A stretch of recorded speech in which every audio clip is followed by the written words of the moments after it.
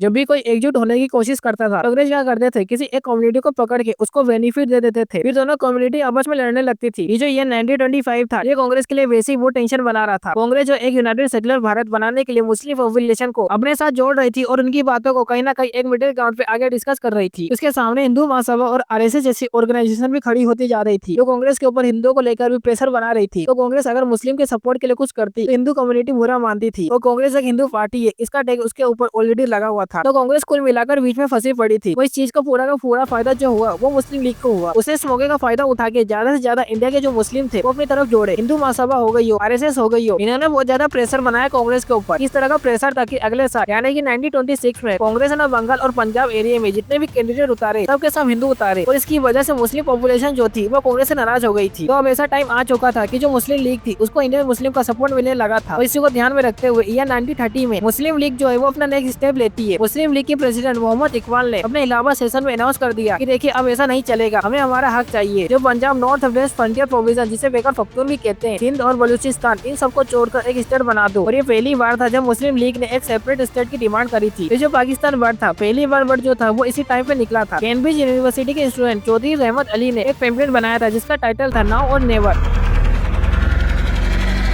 और इसी पेम्पलेट में पहली बार इन्होंने पाकिस्तान डिक्लेयर किया था। पाकिस्तान से आई गायब था, पाकिस्तान नाम से टाइटल दिया था इसको। यह पहली बार था जब ये वर्ड लोगों के सामने आया था। इधर ये सारी चीजें चल रही थी और इसी के कुछ टाइम बाद ये 1933 में लियाकत अली खान जो जिन्ना के बहुत ही खास थे, ये लंदन जाते हैं और वहाँ जाके जिन्ना से मिलते हैं। और कहा जाता है कि इसी पर्टिकुलर टाइम पे लियाकत अली खान और जिन्ना ने ये डिसाइड किया था कि जिन्ना को वापस इंडिया आके मुस्लिम लीग ज्वाइन करनी चाहिए, और ज्वाइन करने के बाद एक अलग मुस्लिम देश की डिमांड रखनी चाहिए जिसको 100% मुस्लिम सपोर्ट मिलेगा। ये प्लान लंदन के अंदर डिस्कस हुआ था, ऐसा कहा जाता है। और फिर नेक्स्ट ईयर अप्रैल में यानी कि अप्रैल 1934 को जिन्ना इंडिया वापस आके सबसे पहले मुस्लिम लीग ज्वाइन करते हैं, उसके प्रेसिडेंट बनते हैं। और इस बार जब जिन्ना इंडिया वापस आए थे, अपनी जो पुरानी आइडियोलॉजी जो थी उसको बिल्कुल पीछे छोड़ दिया था, एकदम बदले वो जिन्ना इंडिया वापस आए थे। और उनका जो पॉलिटिकल स्टांस था इंडियन पॉलिटिक्स के अंदर उसको पूरी तरीके से चेंज कर दिया था इन्होंने। मुस्लिम लीग जो थी उसको पूरी तरीके से रीऑर्गेनाइज किया, लीडरशिप चेंज की उसकी, और बैक टू बैक कांग्रेस के ऊपर निशाना साधा कि कांग्रेस एक हिंदू पार्टी है, मुस्लिम को अलग आइडेंटिटी चाहिए होगी, अलग देश चाहिए होगा। ये टू नेशन थ्योरी थी कि हिंदू मुस्लिम एक साथ नहीं रह सकते। जिन्ना ने एक एक मुस्लिम को समझाना चालू किया और इन्वाइट करना चालू किया। जिन्ना ने मुस्लिम को यह समझाया कि ये जो कांग्रेस है, ये यूनाइटेड सेक्युलर इंडिया के नाम पे मुस्लिम को कुछ भी नहीं देगी, सारी जो पावर है वो हिंदुओं के हाथ में रहेगी।